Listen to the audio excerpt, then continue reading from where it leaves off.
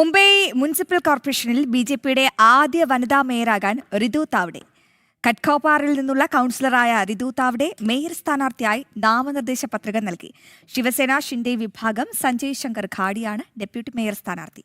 1/4 നൂറ്റാണ്ട് ശിവസേന ഭരിച്ച മുംബൈ കോർപ്പറേഷൻ ഇത്തവണ ബിജെപി നേതൃത്വം നൽകുന്ന മഹായുതി മികച്ച ഭൂരിപക്ഷത്തിൽ പിടിച്ചെടുത്തിരുന്നു. തദ്ദേശ തെരഞ്ഞെടുപ്പിൽ നിർണായക രാഷ്ട്രീയ മാറ്റത്തിനാണ് മുംബൈ സാക്ഷ്യം വഹിച്ചത്.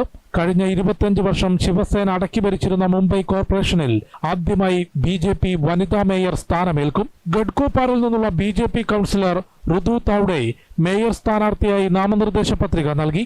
ശിവസേന ഷിൻഡെ വിഭാഗം സഞ്ജയ് ശങ്കർ ഖാഡി ഡെപ്യൂട്ടി മേയറാകും. ഈ മാസം 11-നാണ് തെരഞ്ഞെടുപ്പെങ്കിലും ബിജെപിയും ശിവസേന ഷിൻഡെ വിഭാഗവും ഉൾപ്പെടുന്ന മഹായുതിക്ക് മികച്ച ഭൂരിപക്ഷമുള്ളതിനാൽ ഇരുവർക്കും വിജയം ഉറപ്പാണ്.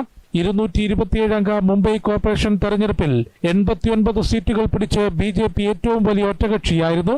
ബിജെപി നേതൃത്വം നൽകുന്ന മഹായുതി കേവല ഭൂരിപക്ഷം മറികടന്ന് 118 സീറ്റുകൾ പിടിച്ചെടുത്തു. ഉദ്ധവ് താക്കറെയും രാജ് താക്കറെയും ഒരുമിച്ച് നിന്നിട്ടും വൻ പരാജയം ഏറ്റുവാങ്ങിയിരുന്നു. മഹാരാഷ്ട്രയിലെ മറ്റ് തദ്ദേശ സ്ഥാപനങ്ങളിലെ തെരഞ്ഞെടുപ്പുകളിലും ബിജെപിയുടെ നേതൃത്വത്തിലുള്ള സഖ്യം വൻ വിജയം നേടി. ജനം, ഡൽഹി.